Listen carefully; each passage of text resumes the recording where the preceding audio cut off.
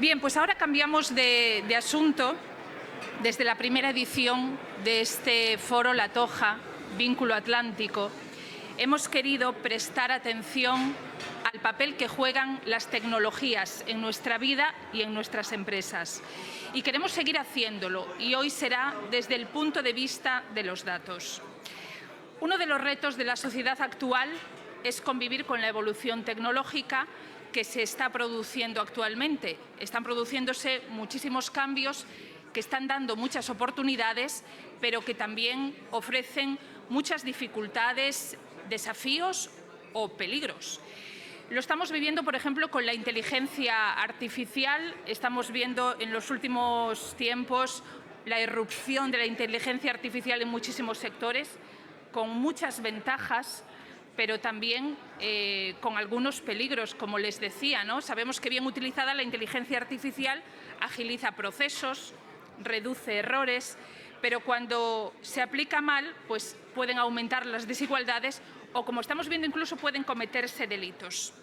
Bueno, pues como les decimos, esta siguiente mesa va a tratar sobre ese tema, la inteligencia artificial y los datos, sobre todo los datos y la legislación que hay alrededor de ellos. De hecho, el título es Los datos y la inteligencia artificial, el centro de todo. Vamos a presentar ya a los ponentes que formarán parte de esta mesa y que todos ellos pues trabajan día a día con la tecnología. Pueden hacer paso ya los ponentes que les voy a presentar a continuación en esta mesa, como decimos, de un tema tecnológico que cada año queremos prestar especial atención. Y también les avanzo que una de nuestras participantes la van a ver a través de videoconferencia ante la imposibilidad de estar personalmente hoy aquí. Por lo tanto, vamos a comenzar ya. Si es posible que pasen, vamos a darles paso a los, pueden subir al escenario, a los participantes en esta mesa. Está entrando Chris Turner, que es vicepresidente de Asuntos Gubernamentales en Google. También está entrando Óscar García Maceiras, consejero delegado de Inditex, y Ale Romero, cofundador de Constella Intelligence. A quien tenemos a través de videoconferencia es a Pilar del Castillo, diputada del Parlamento Europeo, ponente del Data Act, y va a estar moderando esta mesa Carlos López Blanco, Senior Advisor de la asesoría Flint Global y presidente de la Fundación Empresa, Seguridad y Sociedad Digital. Carlos, tiene usted la palabra. Muy bien. No, pero está bien. Buenos días a todos y una vez más en el foro, al tiempo que dedicamos todos los años, como saben, el foro a un tema, este año a los retos de la globalización, también solemos dedicar todos los años a algunos temas monográficos, y uno desde el primer año del foro ha sido los retos de la economía digital y de la digitalización. Hace unos años le dedicamos a los retos regulatorios que la digitalización implicaba. El año pasado tuvimos una muy interesante mesa redonda sobre los problemas y la problemática de la ciberseguridad en la sociedad actual, y quiero recordarles que en el primer foro La Toja, hace ya 5 años, y cuando el tema no estaba nada de moda, le dedicamos una mesa redonda a la inteligencia artificial y sus retos. Este año vamos a estar enfocados en la discusión de uno de los problemas centrales en el desarrollo de la economía digital, como es el de los datos y su relación con la inteligencia artificial. En ese talento que la prensa anglosajona de prestigio tiene para acuñar fórmulas de éxito, se ha dicho que los datos son el petróleo del siglo XXI. Y hay algo que es real de esta afirmación, o dos cosas son reales de esta afirmación. En primer lugar, los datos son el petróleo, pero igual que el petróleo, tener datos no sirve para nada si no eres capaz de extraer valor de esos datos. Igual que tener petróleo, si no puedes refinarlo, no te da ningún valor. Y en segundo lugar, si podemos comparar la revolución industrial con la revolución digital, es precisamente porque nos encontramos con una nueva materia sobre la que esa economía, la economía digital y el proceso de digitalización que desencadena se puede desarrollar, que son precisamente los datos. En este contexto, Europa, como en todos los temas digitales, quiere jugar fuerte y quiere jugar sobre todo a través de la fijación de las reglas del juego. Esa vocación de rule setter que tiene la Unión Europea en materia digital, evidentemente no podía dejar fuera de su ámbito de actuación todo lo que se refiere a la economía de los datos. Tenemos para hablar de esto un panel de lujo formado por 4 personas. La primera de ellas es Pilar del Castillo y tengo que empezar darle los buenos días a Pilar y diciendo que hemos tenido la desdicha de que Pilar se ha contagiado de COVID y, por tanto, pues no nos ha podido acompañar y va a conectarse desde Madrid. Y yo quiero, primero del todo, a Pilar agradecerte mucho tu esfuerzo y tu disposición. Pilar es bien conocida, miembro del Parlamento Europeo. Pilar ha sido ministra del Gobierno de España, ministra de Educación, ha sido presidenta del CIS, poco polémica, por cierto, y es catedrática de Ciencia Política en la Universidad Española. Pero, sobre todo, Pilar ha sido, desde que se incorporó al Parlamento Europeo, hace prácticamente 20 años, ha sido una persona de referencia en todo lo que tiene que ver con la regulación digital y de telecomunicaciones. Los que conocemos bien Bruselas sabemos que si hay un parlamentario de referencia en estos temas, pues Pilar es esa persona. Y Pilar ha sido, como no podía ser de otra manera, como en otras directivas o reglamentos importantes, ha sido la ponente en el reglamento de la Ley de Datos.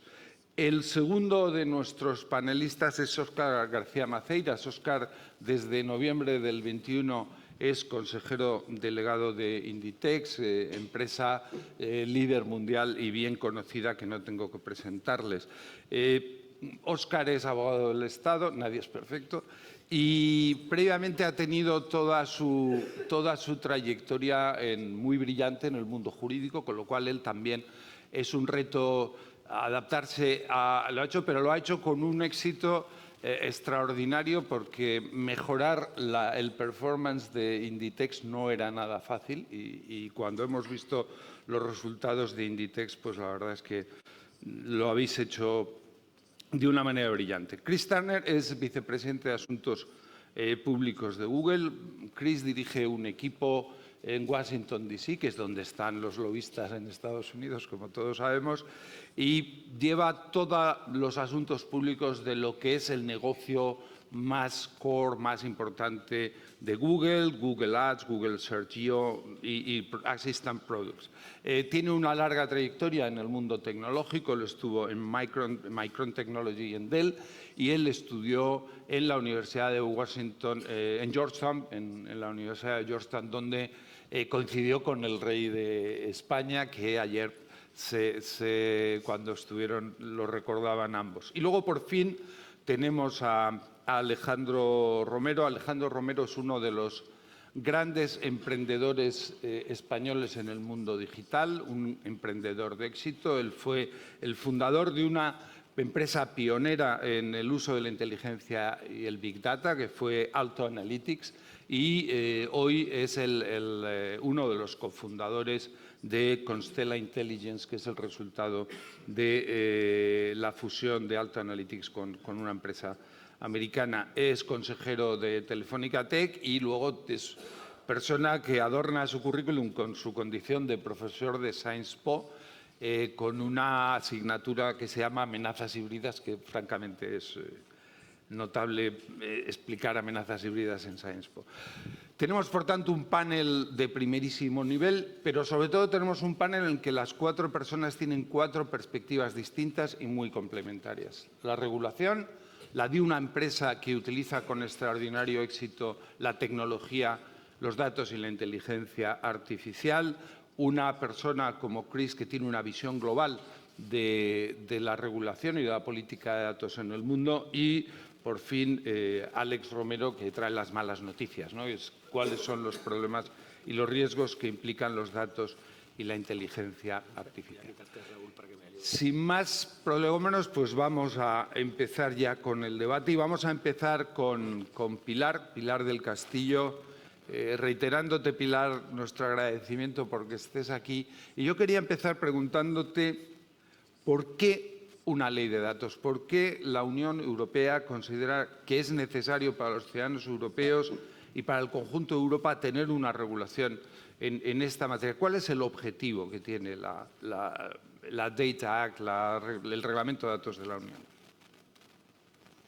Muy bien, pues muchas gracias, Carlos. Un placer estar con ustedes. Desgraciadamente no he podido estar por las razones que Carlos ha comentado y será mucho más placer todavía si vuelven a invitarme y estoy en alguna de las futuras sesiones. Vamos al tema de suma importancia porque está relacionado con la digitalización, la transformación digital que está cambiando, yo diría, la faz de la Tierra habitada por los seres humanos porque afecta a todo, afecta a todos los sectores de la economía, pero afecta a la sociedad en su conjunto y no hay un pequeño resquicio casi en ninguna parte del planeta que no esté afectada por la digitalización. Esto es una diferencia muy notable con aquella revolución industrial que se ceñía a un área territorial del planeta, de aquellos países más avanzados, a diferencia de la digitalización y de su impacto que afecta a absolutamente los 5 continentes europeos y por tanto a todas las personas. Vamos a ver, en la Unión Europea lleva ya bastantes años regulando sobre distintos aspectos que tienen que ver con la digitalización. Más en concreto y en relación al tema que nos ocupa hoy, la Unión Europea aprobó una regulación sobre la gobernanza de datos destinada a generar una confianza y una seguridad en las transacciones de los datos entre personas o entre empresas, creando una figura que son los intermediarios de estas transacciones, que son empresas a su vez, y que garantizan esa seguridad y esa fiabilidad de los datos. Por tanto, en esos últimos años ha habido 2 regulaciones, aquella y esta que voy a comentar de la ley de datos.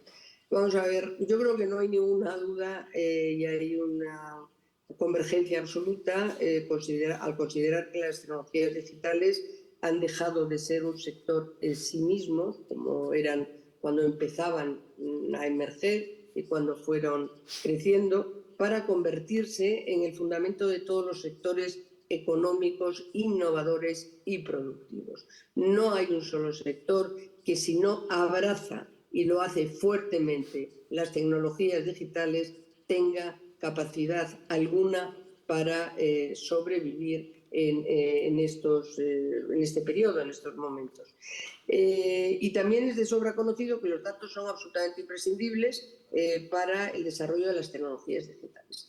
Se habla mucho de que son el petróleo. A mí me gusta decir más recientemente, quizá porque la frase del petróleo ya es bastante antigua, que son el nutriente de las tecnologías digitales. Por ejemplo, la inteligencia artificial no puede crecer si no tiene datos y datos y datos. Desde la primera inteligencia artificial que conocimos a la inteligencia artificial generativa, todo eso ha sido posible por la progresiva generación de datos en el mundo. Si no, esa tecnología sería incapaz de analizar y generar a su vez conocimiento como estamos haciendo.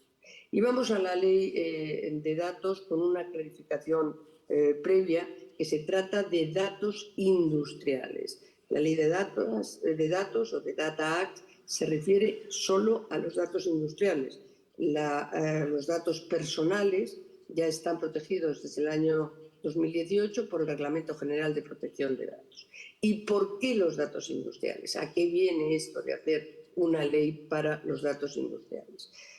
Bueno, pues hasta hace relativamente poco tiempo las fuentes de datos eran esencialmente las redes sociales, los motores de búsquedas, las plataformas logísticas o los hábitos de consumo. Pero más recientemente y de manera creciente se generan también los datos en el área del Internet de las cosas, es decir, de los productos y objetos conectados.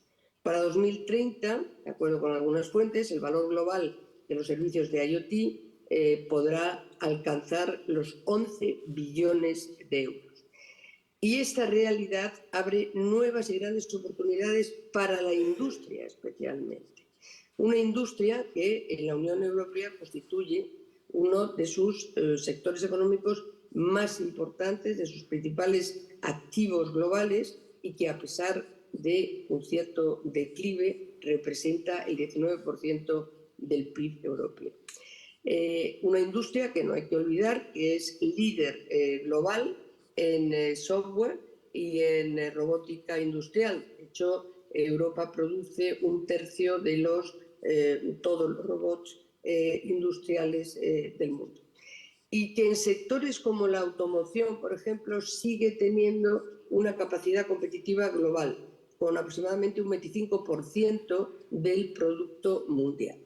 Pues bien, en este contexto, el objetivo de la Ley de Datos Industriales se llama The Data Act, es un reglamento, de hecho, en español se ha traducido como ley, pero es un reglamento, lo cual tiene una serie de ventajas a la hora de la aplicación, porque es aplicación directa, al no ser una directiva. Pues bien, en este contexto, el objetivo de la Ley de Datos es facilitar a la industria nuevos recursos competitivos. ¿Y cómo lo hace? Lo hace abriendo el acceso a nuevas fuentes de datos que tienen un crecimiento exponencial, como lo que yo mencionaba con anterioridad, los que generan los productos y objetos conectados, que son muchos, pero serán muchísimos y muchísimos más. Todo lo que se pueda conectar quedará conectado. Sabemos, por los datos de la Comisión Europea, que el 80% de los datos de Internet de las Cosas, de IoT, están infrautilizados, el 80%. La ley de datos permitirá a los usuarios, ya sean empresas o individuos, acceder a los datos que están generando los productos que utilizan. Pero a la vez, y este ha sido uno de los grandes puntos, aspectos que ha costado más acordar, se protegen, que a la vez se protegen los datos relacionados con el diseño del producto y, por tanto, quedan protegidos los secretos comerciales y la propiedad intelectual. No tendría ningún sentido que esos datos estuvieran abiertos porque podíamos ir diciendo adiós a la inversión y habría sido un desastre absoluto. Estaba fuera de toda lógica. Se trata, por otro lado, de una ley horizontal que afecta a todos los sectores industriales. Es una ley que va a ir acompañada de algunas normas también regulatorias verticales, por ejemplo, en el sector de la automoción. La Comisión tiene que presentar una norma sectorial, una norma vertical para aterrizar esta ley, la ley de datos. Pues les voy a poner 3 ejemplos muy sencillos para explicar y para hacer más gráfico cómo se puede aplicar y cuáles los sectores se pueden estar, 3 sectores muy distintos a los que beneficiaría. Digo que es de carácter horizontal y beneficia a todos los sectores. El primero, el sector de la energía. Hoy en día la posibilidad de acceder a los datos que van generando los parques, esto debe ser del COVID, la confusión, los parques eólicos es por lo general restrictivo y depende del fabricante. Es decir, que en el sector de la energía esto lo podríamos aplicar a cualquier ámbito de productos conectados en el sector de la energía. Me he referido a este en concreto porque bueno, es un buen ejemplo. En segundo lugar, la agricultura, ¿no? Podríamos decir, bueno, ¿cómo que la agricultura también? Pues pensemos en una explotación agrícola que cuenta con una serie de productos y objetos conectados, por ejemplo, los tractores, los sistemas de irrigación o aquellos productos o objetos que miden distintos parámetros del estado de la tierra, ¿no? En la mayoría de los casos tampoco tienen acceso a todos los datos que generan y a los que se podrían generar. Es decir, todos esos productos conectados con el uso va generando unos datos y esos datos que generan con el uso son datos a los que normalmente no se tienen acceso. De tener acceso, esos son datos que se añaden a la gestión bueno, en este caso, de esa explotación agrícola, generando más posibilidades de innovación y más posibilidades de tener mayor capacidad competitiva porque mejora el conjunto de la gestión de la explotación. Y por último, ya que tenemos a la superempresa textil del mundo, es también aplicable a empresas del ámbito textil que ya utilizan sistemas de inteligencia artificial muy sofisticados, pero que si tuvieran los datos que producen sus maquinarias y objetos conectados, añadirían también nueva información que podría ser de utilidad a efectos de la gestión. En fin, son 3 ejemplos extensibles a cualquier sector.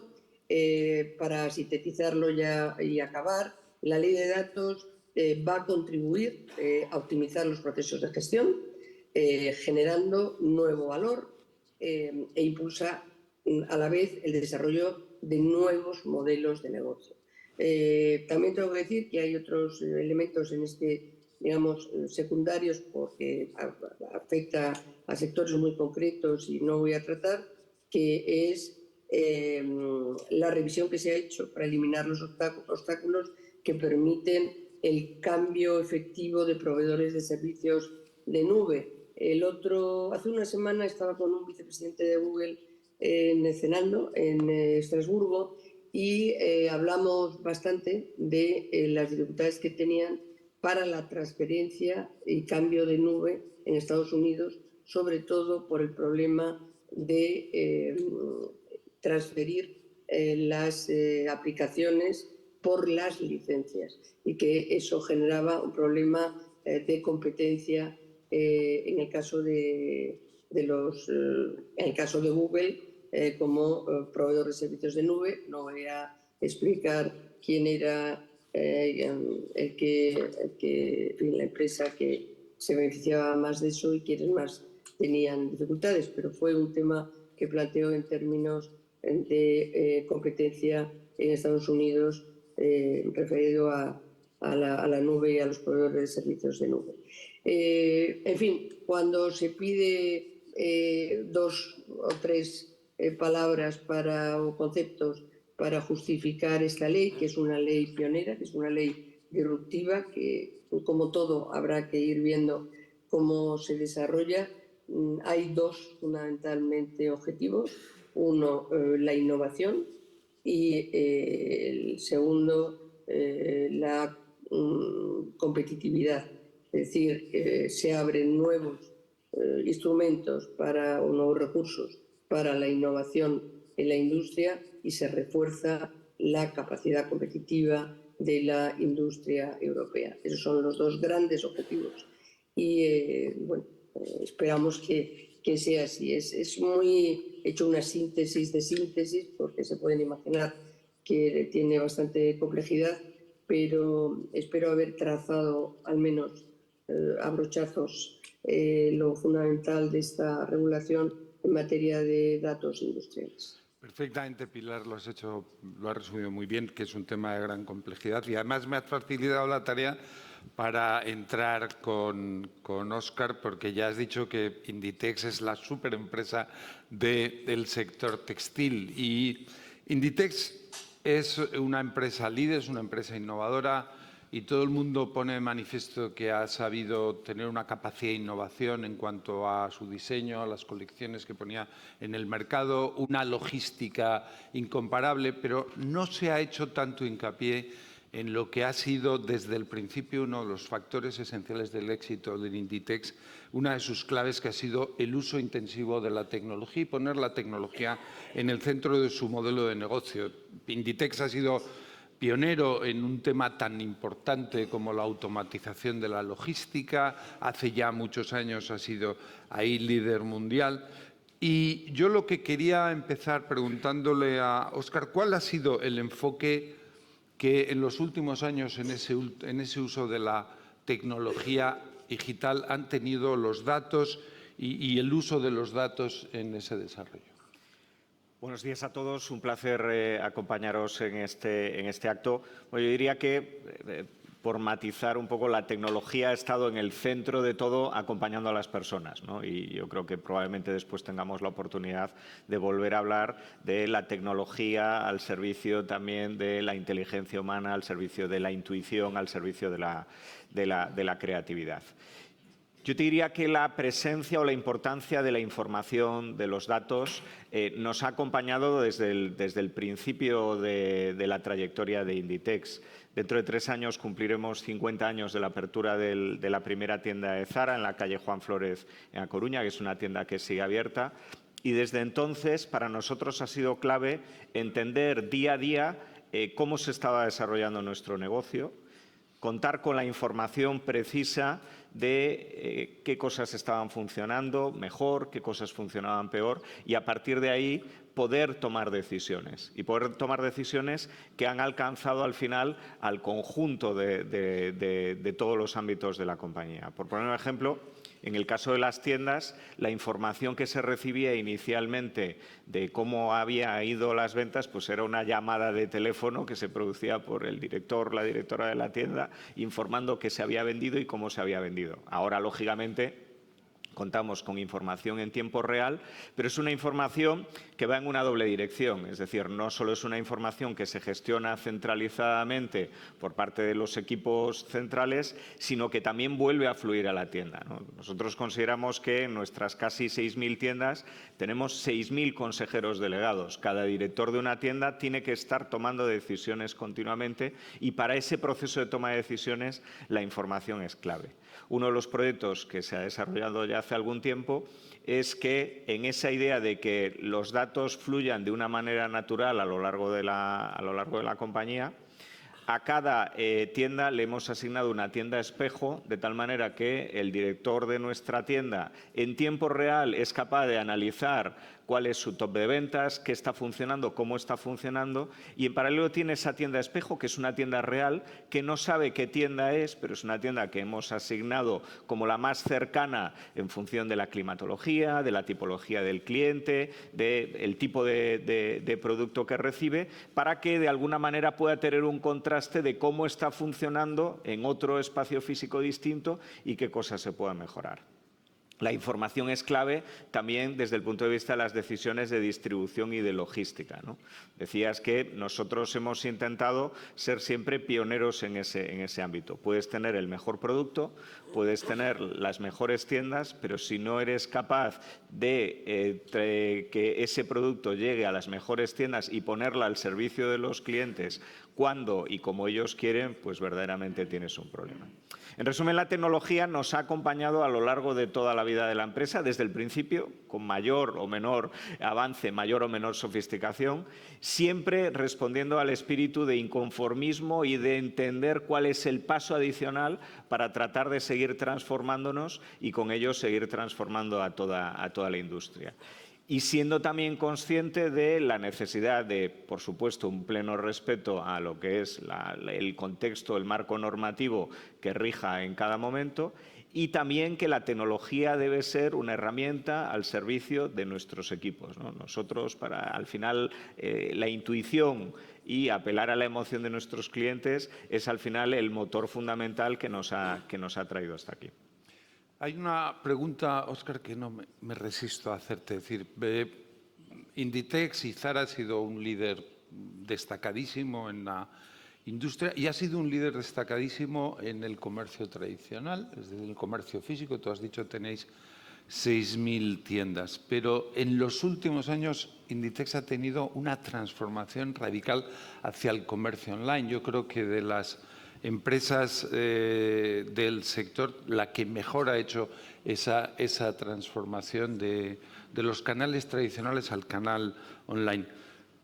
¿Cómo ha sido eso posible y qué tal es la convivencia entre el canal físico y el canal online? Porque siempre ha habido un paradigma en estas transformaciones y es que el canal online canibalizaba al canal físico y, por tanto, que era muy difícil mantener una estructura de canal físico muy competitiva y a la vez desarrollar el comercio electrónico. Y yo creo que lo que habéis demostrado vosotros es que es posible tener excelencia en los dos ámbitos. ¿Cómo ha sido ese proceso? Bueno, diría que una primera idea relevante es que es una muestra de ese carácter de inconformismo que siempre nos ha caracterizado y que es uno de los elementos fundamentales de la aproximación que hacemos cada día. Hay que tener presente que durante los años 2000 fueron unos años de un enorme éxito de la empresa. Pues se hizo la salida a bolsa y hubo unos cuantos años, y hay gente aquí presente en el público que lo vivió en primera persona, donde se abrían más de una, más de dos y más de 3 tiendas cada día durante varios años seguidos. En ese momento, la empresa fue capaz de tener la mente suficientemente abierta para que, a pesar de ese enorme éxito de la tienda física, ser conscientes de que estaba llegando a nuestras vidas el comercio electrónico, que podía ser un reto y podía ser a la vez una oportunidad. La aproximación actual, nosotros tenemos un modelo plenamente integrado. Nosotros lo que consideramos es que no es posible ya explicar la fortaleza de nuestras ventas en tienda física sin tener en cuenta pues, todo el conjunto de personas que nos siguen en redes sociales, las más de 6.000 millones de visitas que recibimos anualmente a nuestras plataformas online y al mismo tiempo no es posible explicar la fortaleza de nuestro negocio online sin tener presente el soporte que para ese negocio online supone las tiendas físicas. Para que os hagáis una idea, a día de hoy 2/3 de las devoluciones de las compras online que se realizan en todo el mundo se realizan en nuestras tiendas y 1/3 de todas las compras online que se realizan en el mundo, en nuestro grupo, se recogen en nuestras tiendas. Con lo cual, el soporte logístico y operativo que suponen nuestras tiendas para el negocio online es clave. Nosotros tenemos un stock integrado único, es decir, cualquier persona que a día de hoy esté comprando desde su teléfono móvil a través de nuestras plataformas online, es posible que reciba su compra procedente de un almacén online o procedente del almacén de una tienda física en función de lo que resulte más eficiente y que preste un mejor servicio a nuestros clientes. Y, de alguna manera, el viaje, eso que es el Customer Journey, el viaje de compra de nuestros clientes indistintamente puede empezar en una plataforma online y terminar en tienda física, puede empezar visitando la tienda, probándose incluso el producto, pero comprándolo desde casa y entonces, en consecuencia, la aproximación y creemos que uno de los secretos de los resultados que se están obteniendo fruto de ese modelo integrado es que nosotros somos absolutamente agnósticos y la venta y el triunfo y el éxito es el triunfo de esa venta con independencia del canal en que se haya generado y el canal en el que finalmente se perfeccione esa operación. Muchas gracias, Óscar. Hasta ahora hemos hablado de la regulación, hemos hablado de cómo una empresa puede utilizar los datos para ser exitosa en su negocio, pero ahora yo le voy a pedir a Alex que eche agua a este vino y que nos hable de cuáles son los riesgos que están asociados a esa política de datos de las empresas y a la utilización de los datos ciudadanos. Luego hablaremos de computación cuántica y de inteligencia artificial, específicamente en lo que se refiere a los datos, Alex. Muy bien, buenos días y de nuevo gracias, Carlos, por esta invitación. Para mí es un honor estar hoy aquí con ustedes. Yo creo que tanto Pilar como Óscar han explicado muy bien cómo vivimos en una sociedad digital en la que los datos forman parte casi física de lo que hacemos. Hay otra cara de la moneda, menos conocida, muchas veces simplificada, que es la asociada a la seguridad de esos datos o a la utilización criminal de esos datos, ¿no? En general, el mundo de los hackers o del Deep y Dark Web se asocia mucho a una idea de unos chicos jóvenes con una capucha en un garaje rompiendo cosas, accediendo a sistemas, ¿no? Y esto es una idea preconcebida bastante peligrosa en la medida en que esa industria es una industria extraordinariamente sofisticada. Estamos hablando de que hay fundamentalmente, a grandes rasgos, 3 tipos de actores. Actores estatales que fundamentalmente ponen sus equipos militares a trabajar para hackear compañías con el objetivo fundamentalmente de extraer información y propiedad intelectual. Hay actores criminales que buscan fundamentalmente obtener un rédito económico a través de la penetración fundamentalmente de compañías o estados y exfiltración de la data. Y hay crecientemente actores activistas, hackactivistas, que fundamentalmente utilizan también las mismas técnicas, las tácticas y los procedimientos de los hackers para lograr hacer avanzar su agenda, muchas veces de carácter social o político. Para que se hagan una idea, en el mundo oscuro, por así decirlo, en la Deep Dark Web, se transaccionaron el año pasado ventas de más de 100 billones de documentos que habían sido exfiltrados de compañías y de estados. ¿Esto qué quiere decir? Esto quiere decir que hay toda una economía sumergida, oculta, criminal, que busca, de alguna forma, extraer valor de los datos con unos objetivos que pueden ser estatales o que pueden ser criminales. ¿Cuáles son los objetivos que buscan? Bueno, pues ya creo que lo he enunciado de forma general. Buscan extraer propiedad intelectual, buscan un rédito económico, actuaciones de carácter criminal y buscan también mover una agenda política o social en el caso de los hackactivistas. En el caso de los hackactivistas, también de los estados, vemos crecientemente como la data que es transaccionada en Deep y Dark Web es utilizada, por ejemplo, para influenciar en campañas electorales o para influenciar sobre la reputación de compañías. Ya es posible, con unos presupuestos relativamente reducidos, alquilar todos esos servicios. Un elemento que tampoco es muy conocido es que la sofisticación de las redes criminales permiten a los actores no necesariamente tener el conocimiento o incluso los instrumentos para realizar el ataque, simplemente los alquilan, ¿no? Por ejemplo, un tipo de ataque bastante popular, que es el de ransomware, que todos ustedes conocerán. Básicamente entrar en una compañía, bloquear sus sistemas, encriptarlos y pedir un rescate a cambio de la llave que permite abrir esa información. Es una industria que mueve billones de dólares a nivel mundial cada año. Es una industria que está perfectamente organizada. Hay grupos que se dedican a crear el software, lo alquilan, otros grupos alquilan ese software y lo sitúan dentro de una compañía, otros grupos se encargan de negociar la extorsión, etcétera, etcétera, etcétera. Es decir, es una cadena de valor similar a la de una compañía como podría ser Inditex, pero una cadena de valor maligna en el que cada uno juega sus distintos roles. Es decir, estamos hablando que toda esta economía que se basa en los datos tiene otra cara, que es toda una economía criminal que utiliza esos datos para lograr sus propósitos y sus objetivos, ¿no? Y vamos a hablar luego, yo creo, Carlos, de estos temas, ¿no? Pero no podemos verlo, esta industria criminal no la podemos ver solo desde el punto de vista de esos datos. Esa industria es muy sofisticada en el uso de la inteligencia artificial y es una industria que se va a transformar de forma significativa con todo lo que es la inteligencia artificial generativa y en los próximos años, quizás en una edición dentro de 10, 15 años, estaremos hablando de quantum computing y el impacto que quantum computing va a tener sobre esa industria criminal. Todas las compañías, todos los gobiernos protegen sus datos, encriptan la información. Ya sabemos que hay actores malignos que están robando esa data encriptada. La pregunta es, si no la pueden abrir, si no la pueden leer porque está encriptada, ¿por qué roban esa información? Y la razón fundamental es porque saben que en 10, 15 años con quantum computing si la información no se encuentra correctamente encriptada o incluso con algoritmos de encriptación fuertes a día de hoy, esa data va a poder ser abierta y va a tener un valor extraordinario en 10 o 15 años, por ejemplo, para un gobierno. Así que estamos,